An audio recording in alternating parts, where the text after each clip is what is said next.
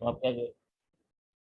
आप क्या करेंगे, जब आपके पास ये वैल्यू होंगी तो आप 10 ले लें, 20, 30, 40, 50, 20, 30, 40, 50।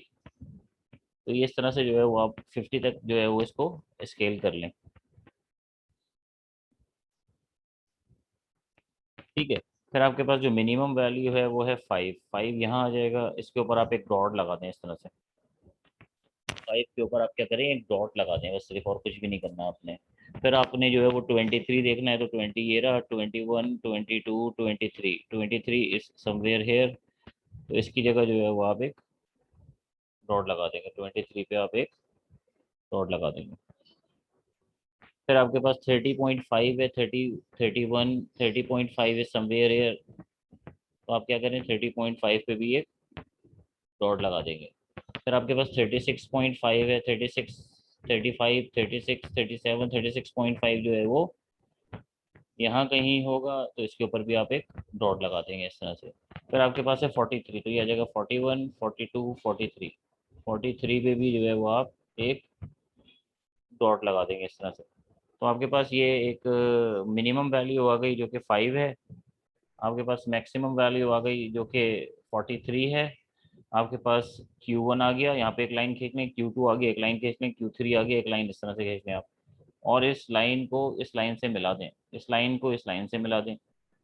ये इससे मिल जाएगा और ये इससे मिल जाएगा, तो ये आपके पास जो है वो बॉक्स प्लॉट बन जाएगा। बॉक्स प्लॉट बनाना कोई मुश्किल नहीं है, इट्स वेरी इजी। देखें आपके सामने, ये आपके पास मिनिमम वैल्यू थी, ये आपके पास मैक्सिमम वैल्यू थी, ये आपके पास Q1 था, ये आपके पास Q2 था, और ये आपके पास Q3 था।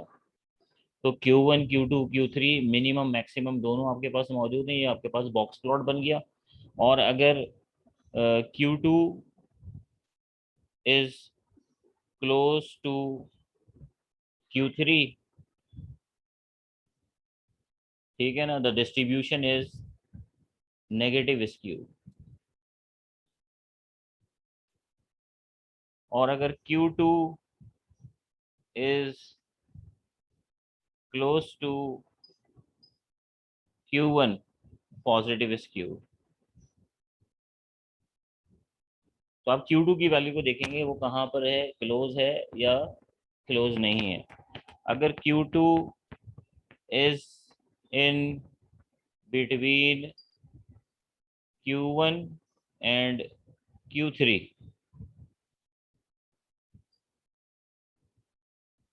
Normal distribution.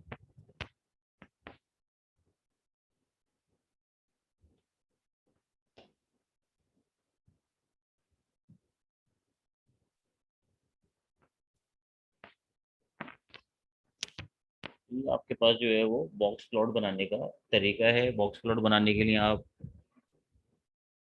Minimum Q1, Q2, Q3 और मैक्सिमम को प्लॉट कर देते हैं, आपके पास बॉक्स प्लॉट बन जाता है। अगर बॉक्स प्लॉट आपको बनाना नहीं आता तो आप इसको इस तरह से बना सकते हैं। अगर एग्जाम में आएगा तो फिर अब आप लेटर ऑन एग्जाम में बना सकते हैं। और ये जो अगर मिसाल के तौर पे आपको जो है वो समझ में नहीं आया तो आप वीडियो भी इसकी देख सकते हैं, मैं इसकी वीडियो भी अपलोड कर दूंगा, मसला नहीं है। ठीक है ना। अच्छा जी, ये इंडेक्स नंबर के हवाले से जो हम बात कर रहे थे आपको, और काउंटिंग टेक्निक के हवाले से हमने बात बताई थी आपको। इंडेक्स नंबर में हमारे पास कंपोजिट प्राइस इंडेक्स नंबर जो है वो हमने जो है वो कर लिया था लास्ट। तो इंडेक्स नंबर का टॉपिक भी हमारा कवर हो गया। नेक्स्ट वीक से हमारे फाइनल टर्म स्टार्ट हैं, तो फाइनल एग्जाम जो है वो होंगे 7 जुलाई से। जो डेट आई है 7 जुलाई, तो हम जो है वो पेपर अपलोड कर देंगे। वो पेपर आपने करना होगा, ऑनलाइन पेपर होगा। और उसकी जो पॉलिसी है वो लेटर ऑन आ जाएगी हमारे पास, अभी आई नहीं है। जैसी आएगी तो मैं आपको उससे वो डिस्कस भी कर लूँगा आपसे। जो आपके पास कंपोजिट प्राइस इंडेक्स नंबर,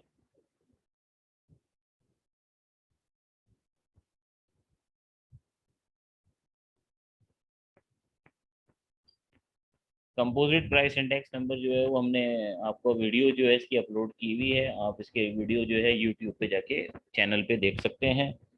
इसमें मैंने दो चीज़ें डिस्कस की थी, एक था हमारे पास सिंपल एग्रीगेटिव मेथड,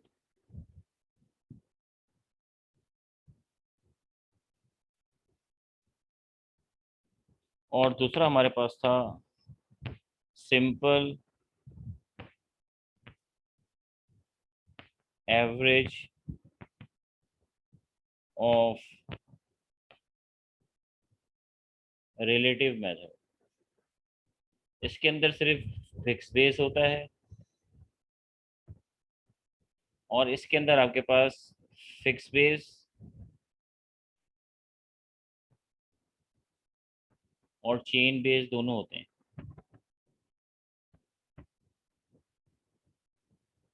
ठीक है, तो average,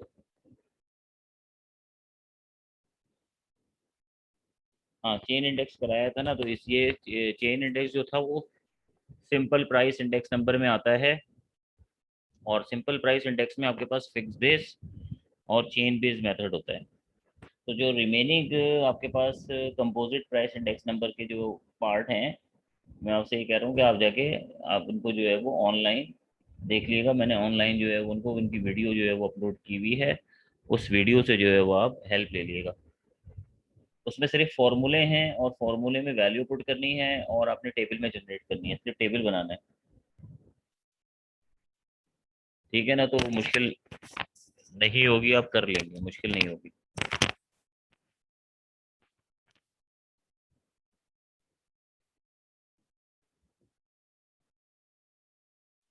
simple price index number में और कंपोजिट प्राइस इंडेक्स नंबर में एक ही डिफरेंस है कि सिंपल प्राइस इंडेक्स नंबर में सिंगल कम्योडिटी होती है, और कंपोजिट प्राइस इंडेक्स नंबर में मल्टीपल कम्योडिटीज होती हैं।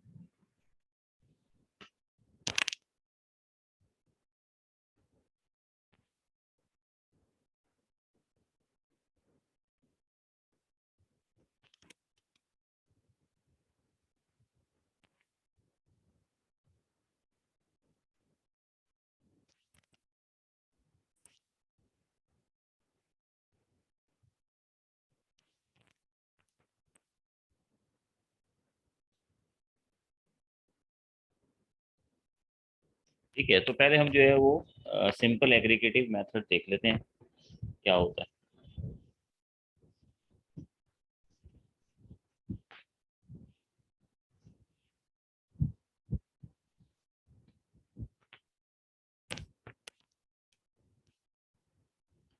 Find simple aggregative method using 2009 as base year. तो आपके पास 2009 है और 2010 है, दो ईयर दिए मैं आपको।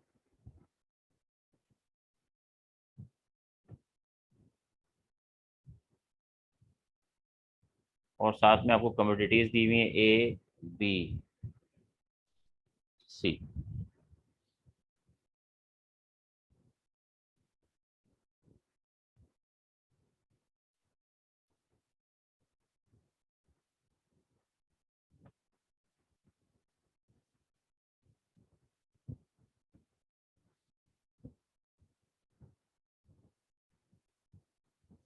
ठीक है, तो आपके पास ABC जो है वो कमोडिटीज हैं, और आपके पास जो है वो एयर दिए हुए तो 2009 2010, और इसको जो है वो अपने फिक्स बेस मेथड से करना है। और डाटा आप लिख लें, सपोज आपके पास 2009 में जो है वो प्राइस थी, एक मिनट में मार्कर चेंज करता हूँ।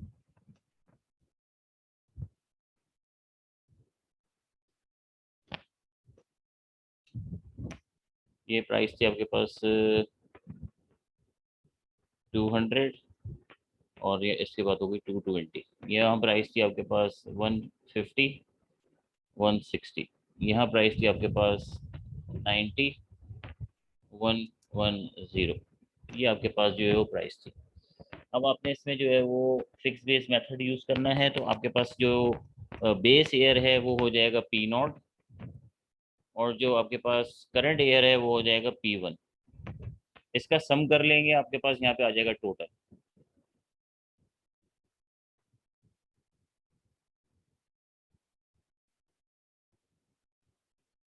टोटल कर लेंगे तो ये आ जाएगा 350, 350 और 90, 440। ये आ जाएगा आपके पास 220, 160, 320, 380, 480, 490। ठीक। तो आपके पास जो फॉर्मूला होता है वो होता है जी इंडेक्स नंबर का इंडेक्स नंबर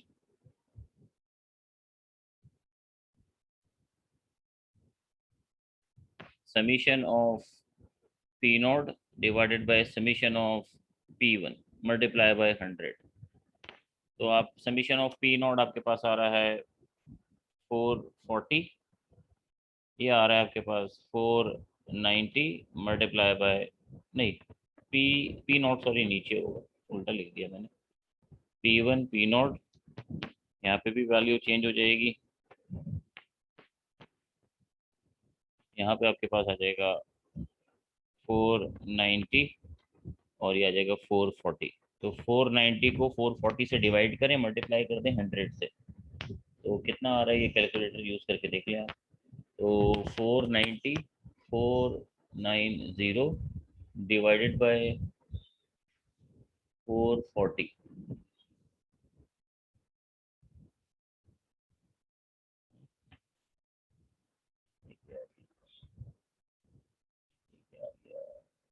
मतलब 490 डिवाइडेड बाय 440, 111.36, 111.36, ये आपका आंसर होगा। ठीक है, तो सिंपल है, बेसिकली आपने सिर्फ इसमें कैलकुलेशन करनी है और कुछ भी नहीं करना। सिंपल एग्रीगेटिव मेथड में।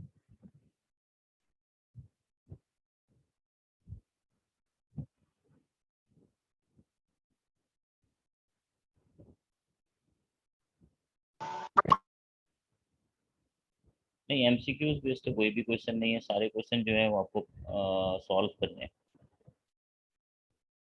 प्रैक्टिस प्रॉब्लम 4 के जो आपके पास क्वेश्चंस हैं, जो लास्ट टाइम हमने आपको बताया भी था, तो उसमें से हमारा काउंटिंग टेक्निक का टॉपिक रह गया था, तो मैंने आपको काउंटिंग टेक्निक का जो है वो टॉपिक करवा दिया था इसीलिए, और ताकि एक कोई भी टॉपिक रहे ना।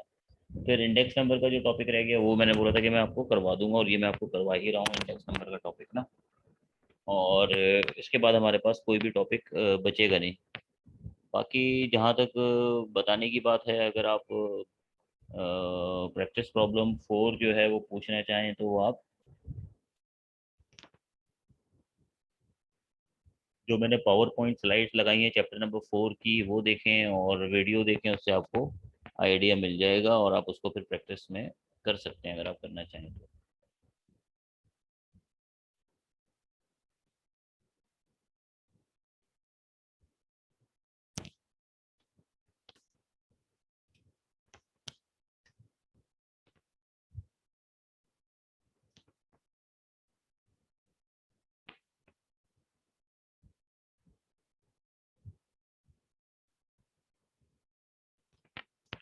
ठीक है, तो ये आपके पास जो है वो फिक्स बेस मेथड का क्वेश्चन था जो हमने कर लिया। फिक्स बेस में चेन बेस में सिर्फ एक ही डिफरेंस होता है कि फिक्स बेस में एयर सेम रहता है, जो बेस एयर होता है, और चेन बेस में जो है वो आपके पास एयर फिक्स नहीं रहता, बेस एयर चेंज हो जाता है बेसिकली। ठीक है ना, तो ये एक मेजर डिफरेंस है दोनों के अंदर।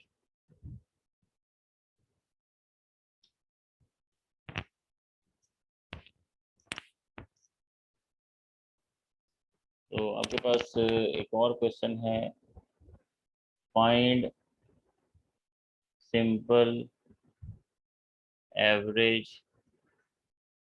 Of relative method.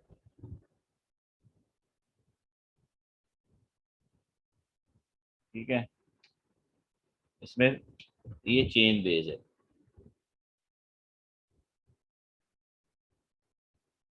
Chain base.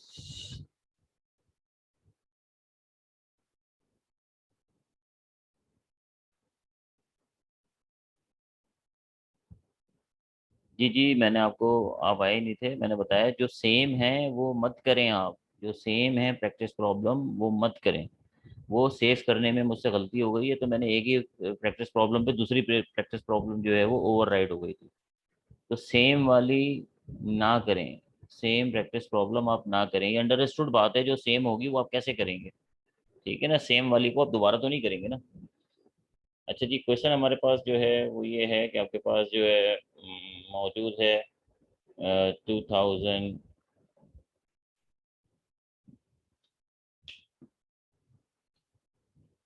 2001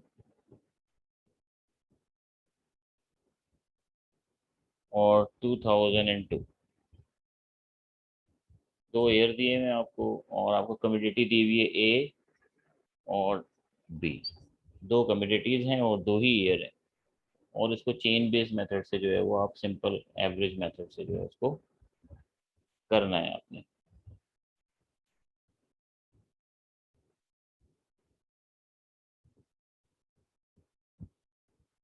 ठीक है, ये आपके पास है, लेट सपोज इसकी वैल्यू आपके पास है 150, और इसकी वैल्यू आपके पास है 180, और इसकी वैल्यू आपके पास है 180, और यहाँ आपके पास वैल्यू है 210। ठीक है,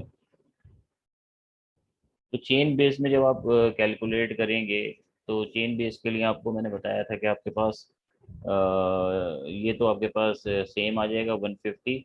इसको 100 से मल्टीप्लाई कर दें तो आपके पास 100 ही आ जाएगा। इसको डिवाइड करें आप 150 से और मल्टीप्लाई कर दें 100 से। इसको आप डिवाइड करें 180 से, मल्टीप्लाई कर दें 100 से। इसको आप डिवाइड करें 180 से और मल्टीप्लाई कर दें 100 से।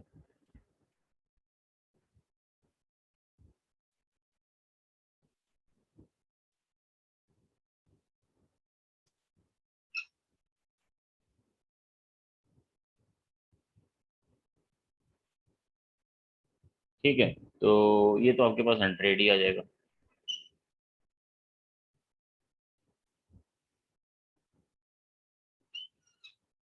फिर आप क्या करेंगे, आप यहाँ पर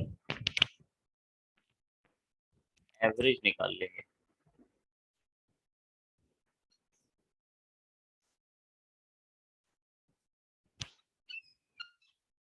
एवरेज निकालने का तरीका ये होता है, दोनों को जमा करें और 2 से डिवाइड कर दें तो आपके पास 100 ही आ जाएगा।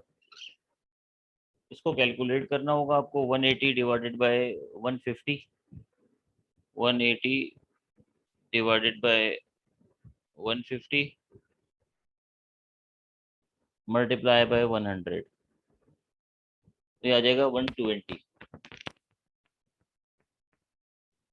120। और 210 डिवाइडेड बाय 180, 210 डिवाइडेड बाय 180, 1.16, 1.16 यानी 166 आ जाएगा। ओ सॉरी, यानी यहाँ 166, 166.66, इसका एवरेज लेंगे आप, इसको प्लस कर दें आप।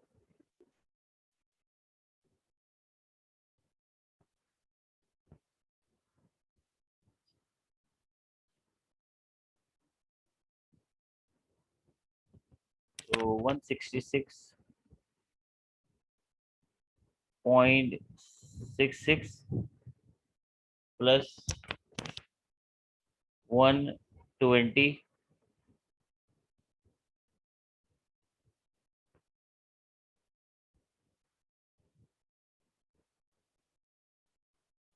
116 आएगा 0.6। चले, प्लस 120 डिवाइडेड बाय 2, तो ये आ जाएगा आपके पास 118.33, 118.33। ठीक है, तो इसको सही कर लेते हैं, 116 कर लेते हैं, तो ये कह रहे हैं ना 116,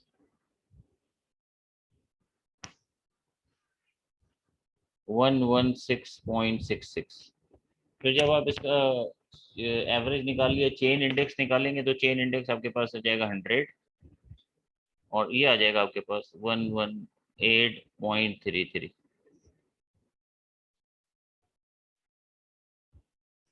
चेन इंडेक्स निकालने का तरीका वही है जो मैंने चेन जब आपको निकाल रहा था उसमें निकाला था, सेम जो है वो वही तरीका जो है वो चेन इंडेक्स का यहाँ पे भी है। तो और इसकी वीडियो भी अपलोड है, ये तो मैं आपको दोबारा करवा रहा हूँ, यानी कि दूसरी क्लास में मैं ये टॉपिक करवा चुका हूँ, तो उसकी मैंने वीडियो बनाई थी, मैंने वीडियो अपलोड कर दी। अगर आपकी समझ में नहीं आएगा तो फिर आप वहाँ से इसको देख सकते हैं, कोई इशू नहीं है।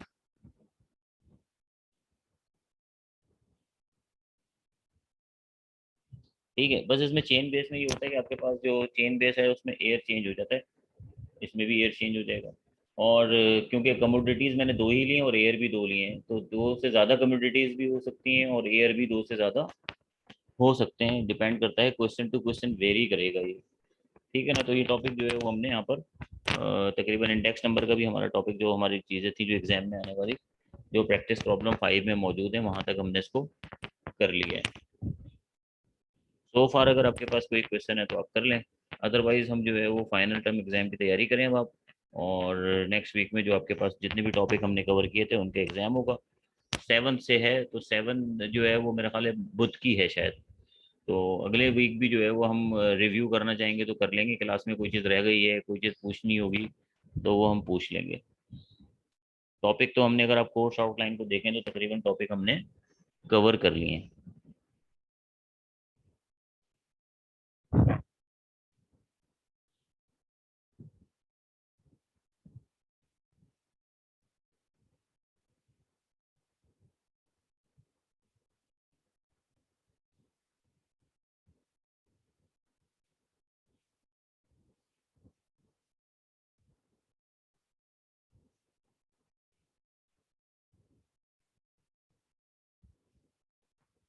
क्लासें भी जो है वो हमारी अच्छी खासी हो गई हैं, और हमने जो है वो तकरीबन टॉपिक जो है वो कवर कर लिए हैं। वीडियोस जो हैं वो सारी अपलोडेड हैं, आप वीडियो लेक्चर में जो है वो देख सकते हैं। अगर कोई मिस हो गई आपसे क्लास तो उसको आप देखते रहें, और अगर कुछ पूछना हो तो फिर आप इंडिविजुअली भी पूछ सकते हैं। ग्रुप बना हुआ है व्हाट्सएप का, वहाँ वहाँ से भी पूछ सकते हैं, और अगर ग्रुप के अलावा पूछना चाहें तो ग्रुप के अलावा भी आप क्वेश्चन आंसर में जो है वो पार्ट ले सकते हैं। अगर आपको कुछ पूछना है तो आप पूछ सकते हैं, कोई मुश्किल नहीं है। ठीक है ना, तो ये प्रिपरेशन शुरू कर दें फाइनल की, फिर फाइनल का पेपर होगा, फिर नेक्स्ट सेमेस्टर इंशाल्लाह ताला आपका उम्मीद है कि फेस टू फेस होगा।